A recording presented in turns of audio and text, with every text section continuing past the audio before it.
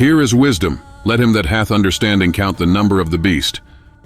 For it is the number of a man, namely the number 666, Revelation 13:18. This video is going to shock millions of people today. We live in a time that people need to get real. We have so much insanity coming from pulpits, and much of the world is a mess. Whether from our own doings or what other people do to us, or just life's events that can come along and challenge our faith, and millions of people desperately need God. We even hear that from pulpits today, but the question would be, which God? More importantly, whose doctrines of God?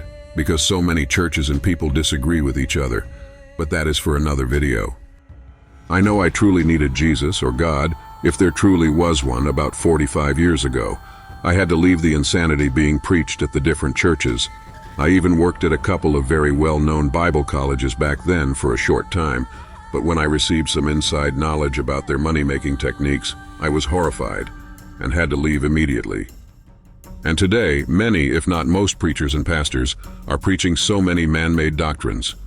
If people research a lot of what they believe in, they will find this to be true. And most of the followers of many of today's preachers and pastors simply follow and believe blindly, believing they have the true answers. But yet, there are over 3,000 different sects of Christianity, and most all don't agree with each other. But Jesus knew this would happen and warned about it. Even throughout the prophets, one can read all of the warnings. Anyway, today, we are diving deep into the scriptures about the mark of the beast, the marks of foreheads, and the numbers. People continue, generation after generation, trying to figure these out. And they are even mixing up much within the Word of God that shouldn't be. In this video, we will be reading many scriptures from throughout the Word, where the Lord Himself marked and numbered people for His reasons. And as for some big, bad Antichrist they mix in, we will be going into that as well. There are only 5 scriptures in the Word that mention Antichrist, and it has absolutely nothing to do with what is taught and believed today. And we even made a previous video reading those scriptures that you may want to watch later. But anyway, this video is going to get very deep within the scriptures, even back in the prophets, and even including why David was rebuked for numbering people. As John said, the mark of the beast is the number of a man. People continue to search for that dreadful mark of the beast that they believe is to go on one's forehead and hand. But again, it says it is a number of a man.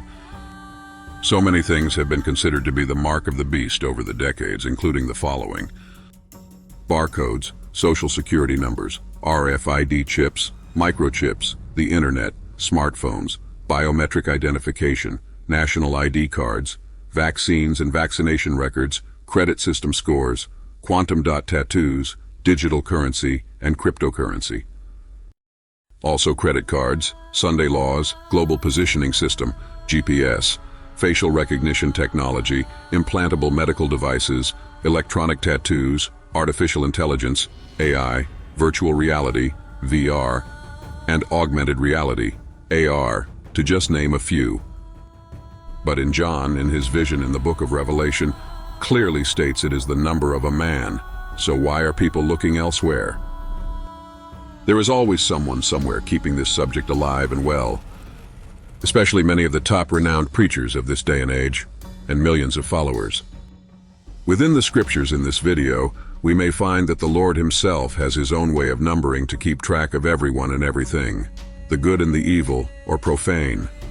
We just made a video about the divine number of 7, so you may want to check that one out later, but let's dive into today's video. Numbering, Revelation 13:18. This is wisdom.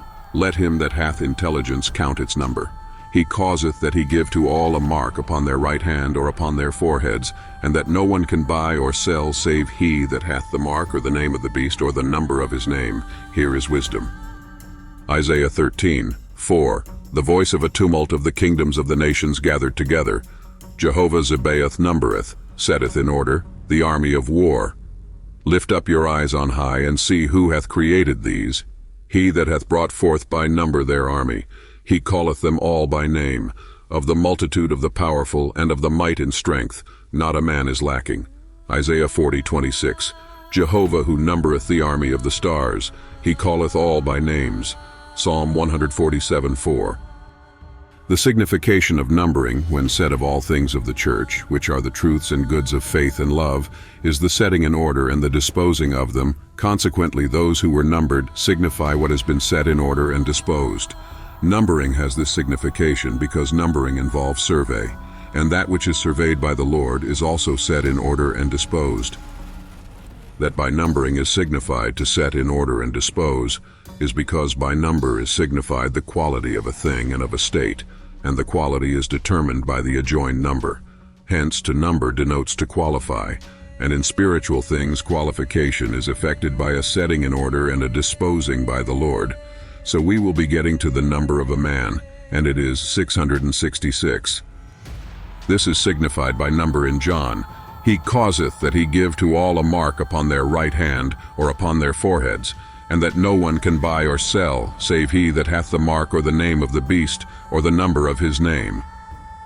For instance, in numbering by the sons of Israel, it can be seen why it was not allowable for David to number the people, and why after he numbered them, Gad the prophet was sent to him, who declared the penalty. 2 Samuel 24, 1-15. And again the anger of the Lord was kindled against Israel, and he moved David against them to say, Go, number Israel and Judah. For the king said to Joab the captain of the host, which was with him, Go now through all the tribes of Israel, from Dan even to Beersheba, and number ye the people, that I may know the number of the people. And Joab said unto the king, Now the Lord thy God add unto the people, how many soever they be, 100-fold, and that the eyes of my lord the king may see it. But why doth my lord the king delight in this thing? Notwithstanding, the king's word prevailed against Joab and against the captains of the host. And Joab and the captains of the host went out from the presence of the king to number the people of Israel. And they passed over Jordan, and pitched in a rower on the right side of the city that lieth in the midst of the river of Gad, and toward Jazer. Then they came to Gilead, and to the land of Tatimhodshi, and they came to Danjan, and about to Zidon, and came to the stronghold of Tyre, and to all the cities of the Hivites and of the Canaanites, and they went out to the south of Judah, even to Beersheba. So when they had gone through all the land, they came to Jerusalem at the end of 9 months and 20 days. And Joab gave up the sum of the number of the people unto the king. And there were in Israel 800,000 valiant men that drew the sword, and the men of Judah were 500,000 men. And David's heart smote him after that he had numbered the people. And David said unto the Lord, I have sinned greatly in that I have done, and now, I beseech thee, O Lord, take away the iniquity of thy servant, for I have done very foolishly. For when David was up in the morning, the word of the Lord came unto the prophet Gad, David's seer, saying, Go and say unto David, Thus saith the Lord, I offer thee 3 things. Choose thee one of them, that I may do it unto thee. So Gad came to David, and told him, and said unto him, Shall 7 years of famine come unto thee in thy land? Or wilt thou flee 3 months before thine enemies, while they pursue thee? Or that there be 3 days' pestilence in thy land? Now advise, and see what answer I shall return to him that sent me. And David said unto Gad, I am in a great strait. Let us fall now into the hand of the Lord, for his mercies are great, and let me not fall into the hand of man. And 15. So the Lord sent a pestilence upon Israel from the morning even to the time appointed, and there died of the people from Dan even to Beersheba 70,000 men. And why it is said that every one should give an expiation, the act of making amends or reparation for guilt or wrongdoing, atonement of his soul, that there be no plague in them in numbering. For by the sons of Israel are signified the truths and goods of the church, and by numbering is signified to set in order and dispose, and because it is of the Lord alone to set in order and dispose the truths and goods of faith and of love with everyone in the church and in heaven. Therefore, when this is done by a man, as it was done by David through Joab, it then signifies the setting in order and disposing of such things by man, and not by the Lord, which is not to set in order and dispose, but to destroy. If the numbering of the sons of Israel had not involved such things, there would not have been any sin or guilt in numbering them. That by the sons of Israel are signified spiritual truths and goods, which are the truths and goods of the church and of heaven, in like manner by the tribes into which the sons of Israel, the truths and goods, were divided. As by the sons of Israel and by the tribes such things are signified, and these are innumerable, therefore in the word it is said of them that their number should be as the sand of the sea, which shall not be measured, nor numbered. Hosea 1:10. Who will number the dust of Jacob and the number of Israel? Numbers 23:10. Jehovah said to Abraham, I will make thy seed as the dust of the earth, so that if one can number the dust of the earth, it shall be that thy seed will be numbered. Genesis 13:16, and in 16:10, and the angel of the Lord said unto her, I will multiply thy seed exceedingly, that it shall not be numbered for multitude.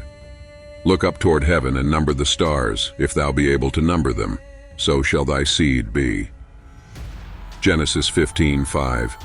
That by the sons of Israel and by the seed of Abraham was not meant their posterity, but spiritual truths and goods, which are innumerable and also for the most part unutterable.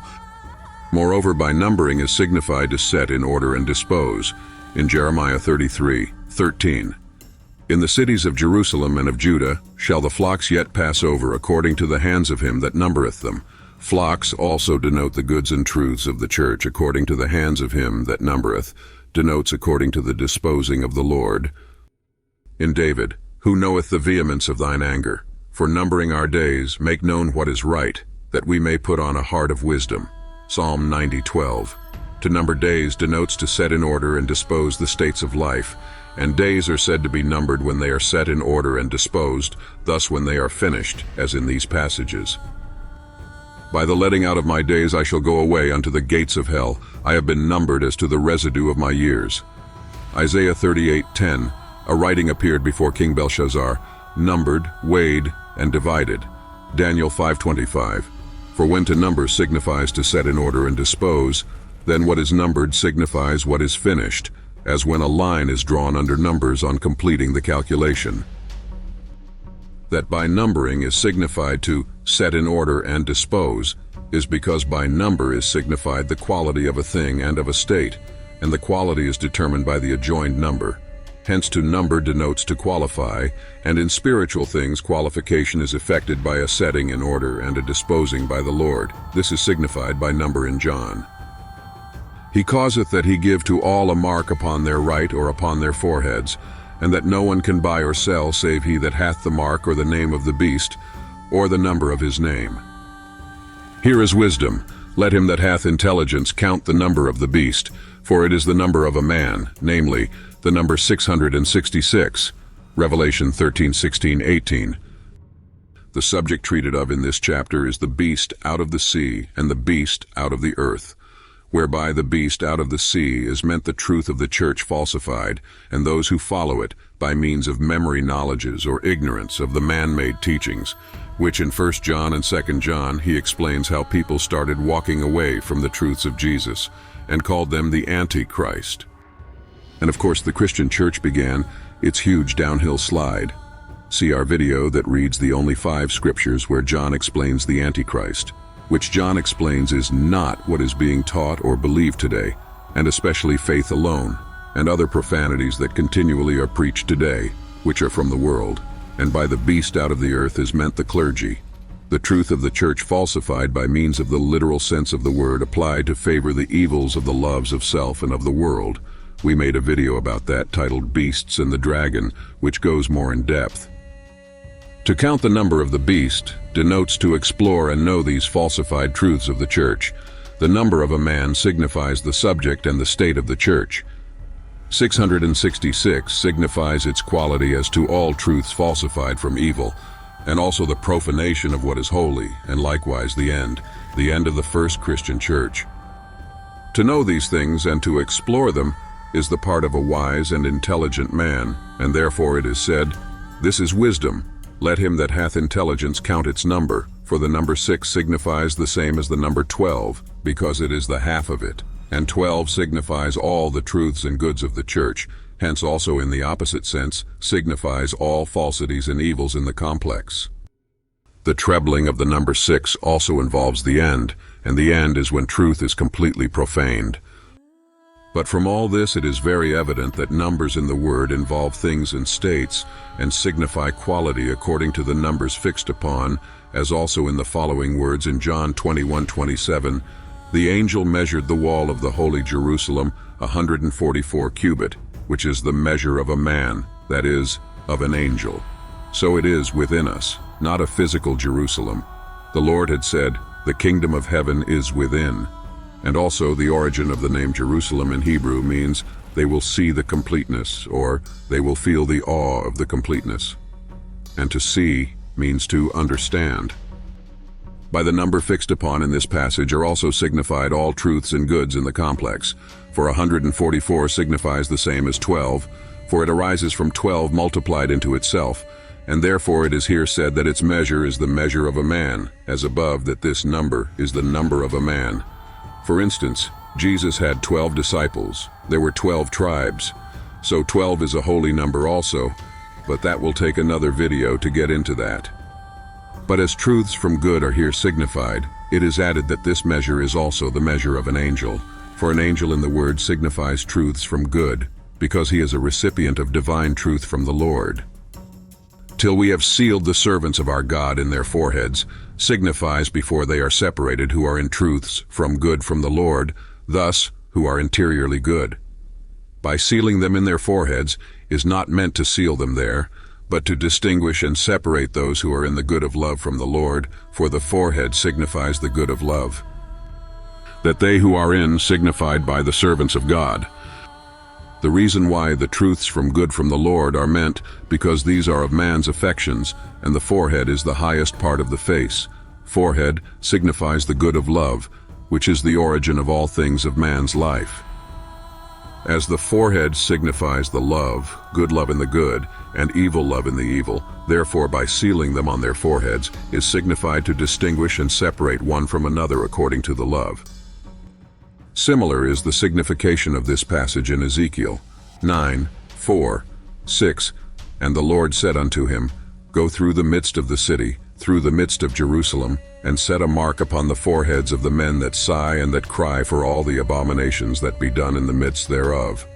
And to the others he said in mine hearing, Go ye after him through the city, and smite, let not your eye spare, neither have ye pity. Slay utterly old and young, both maids and little children and women, but come not near any man upon whom is the mark, and begin at my sanctuary. Then they began at the ancient men which were before the house. As the forehead signifies love, therefore concerning the plate of gold on the mitre of Aaron, on which was engraven holiness to Jehovah, it is written, that it should be over against the face of his mitre, that it might be over the forehead of Aaron, and that it should be upon the forehead of Aaron continually, that they may be in good favor before Jehovah. Exodus 28:36-38. It should be known that the Lord looks at the angels in the forehead, whilst they look at the Lord through the eyes, by reason that the Lord looks at all from the good of love, and wills that they, on their part, should look at him from the truths of wisdom. We want to note that many people that have near-death experiences come back with messages to humanity. That language in the other world is basically that of being telepathic. They don't need words, but just thoughts. And many even mention their third eye being opened, and many have said they would see through an eye in the center of their forehead. So in the word, the forehead in the opposite sense signifies evil love in manner conjunction is affected in these passages. Revelation 13:16, Who have the mark of the beast on their forehead, and he causeth all, both small and great, rich and poor, free and bond, to receive a mark in their right hand or in their foreheads, and 14:19, And the angel thrust in his sickle into the earth, and gathered the vine of the earth, and cast it into the great winepress of the wrath of God. And 20 verse 4, And I saw thrones, and they sat upon them, and judgment was given unto them. And I saw the souls of them that were beheaded for the witness of Jesus, and for the word of God, and which had not worshipped the beast, neither his image, neither had received his mark upon their foreheads or in their hands. And they lived and reigned with Christ 1,000 years. Revelation 17:5. And upon her forehead was a name written, Mystery, Babylon the Great, the mother of harlots and abominations of the earth, and also the name of Babylon upon their foreheads. Ezekiel 3:7, Obdurate of forehead and hard of heart. Behold, I have made thy face strong against their faces, and thy forehead strong against their foreheads, the forehead of a woman, a harlot. And Jeremiah 3:3. Therefore the showers have been withholden, and there hath been no latter rain, and thou hadst a whore's forehead, thou refusedst to be ashamed. From all this it is very evident that numbers in the word involve things and states, and signify quality according to the numbers fixed upon, as also in the following words in Revelation 21:17, the angel measured the wall of the holy Jerusalem 144 cubit, which is the measure of a man, that is, of an angel. By the numbers fixed upon in this passage are also signified all truths and goods in the complex, for 144 signifies the same as 12, for it arises from 12 multiplied into itself, and therefore it is here said that its measure is the measure of a man, as above that this number is the number of a man. So it's not credit cards or microchips or the other things named at the beginning, but it is something with man. But as truths from good are here signified, it is added that this measure is also the measure of an angel, for an angel in the word signifies truths from good, because he is a recipient of divine truth from the Lord. And hath received the mark on his forehead or on his hand, signifies acceptance and acknowledgement of these as goods of the church, or as truths of the church. This is evident from where like words occur. To receive the mark on the forehead signifies to love these things and thus acknowledge them as goods of the church, for the forehead signifies the good of love here to acknowledge evils as goods. And to receive the mark on the hand signifies to acknowledge the falsities of that faith as truths of the church, for the hands are predicated of truths. This makes clear that to receive the mark on the forehead or on the hand signifies to accept by acknowledgement the evils of the doctrine of faith alone as goods of the church, and its falsities as truths of the church. It is said, as goods of the church or as truths of the church, because there are those who love that faith that is signified by the beast, and there are those who acknowledge that faith as the truth of the church. These are the simple-minded who accept that faith, but the former from learning, because they have learned in the schools the degrees of justification and have thus come to believe that they are wiser than the common people. The same is true of those who live for the world and for their own gratification, and yet think at times about eternal life, for these confirm their life by that faith. To mix with unmixed wine signifies to be conjoined with falsified truths of the word, because unmixed wine means intoxicating wine, and thus intoxication. Consequently, in the spiritual sense, delirium in respect to truths induced by falsities is spiritual intoxication. Moreover, the word in the original translated unmixed wine is derived from a word that means to be intoxicated. As this is the signification of unmixed wine, and those who falsify the word are spiritually drunken, that is, are in a state of delirium in respect to truths. The two passages where unmixed wine is mentioned in the word treat of the falsification of truth, as in Isaiah and Hosea. In Isaiah, how hath the faithful city become a harlot? She was full of judgment, justice lodged in her, but now murderers. Thy silver hath become dross, thy unmixed wine mixed with waters. 1:21-22. In Hosea, Ephraim is associated with idols, let him alone. Their wine is gone. In whoring they have committed whoredom, they are given up to love. 4:17-18. A harlot signifies everywhere in the word falsified truth, and city signifies doctrine. So, the faithful city becoming a harlot signifies that doctrine that had previously been the doctrine of genuine truth has become the doctrine of falsified truth. She was full of judgment, justice lodged in her, signifies where the truth of doctrine and the good of love had been abundant. This is true especially of those who think from faith alone and at the same time live from faith alone, that is, who confirm that at the same time live from faith alone, that is, who confirm that faith in themselves both in doctrine and life, as is done especially by those who have studied much to confirm that faith by writings and preachings. Such cannot do otherwise than falsify the word, even to the destruction of its genuine truth. For the word in the whole complex has respect to man's life, consequently to works. For the Lord says that the law and the prophets hang upon these two commandments, namely, to love God above all things and the neighbor as oneself. In the whole complex, and to love God and the neighbor means doing the commandments, and this is works, and works are what the defenders of faith separated shut out. And as a consequence, they reject all the essentials of the word when they read it. And when the essentials are rejected, all that remains is dross, just as an animal's body when its life is taken away becomes putrid, since its love, which is the same as deeds, is its life. Moreover, a mark has a similar meaning as the sign set by Jehovah upon Cain, Genesis 4:15. Likewise, the sign that the prophet was commanded to set upon the foreheads of the men in the city of Jerusalem, Ezekiel 9:4. From this it is clear that, to cause that no one be able to buy and to sell, save he that hath the mark of the beast, signifies forbidding anyone to learn and to teach anything but what has been acknowledged and also accepted in doctrine. We can see this within so many churches today, especially those that indoctrinate people into their many man-made and false doctrines. So much so that people have been leaving churches in droves over the past several decades. And millions suffer from religious PTSD. We will be covering that in another video. We already made one about how the rapture doctrine is causing so much trauma, even death, to people within those congregations. You may want to check that one out. We hope this video helped to clear up a few of the meanings of the mark of the beast, the number of a man, and the mark on foreheads. So it is those in evils, such as faith alone and other evils, that Revelation treats of. Please check out our other videos, including the beasts and the dragon, Revelation Unveiled, why faith alone is evil incarnate, and many more. Also, what the Bible truly says about the Antichrist. Since Antichrist is only mentioned 5 times in 1st and 2nd John, and reveals it is not what preachers have been teaching and their followers believing for centuries, and many more. The Bible is only about our spiritual lives, and Jesus left us with his greatest commandment, to love your neighbor as yourself. What if the churches stopped all of the man-made teachings today, and were to only preach the Lord's greatest commandments? What could our world look like then? He came to bring light to such a dark world, and he is waiting on us to start shining our lights.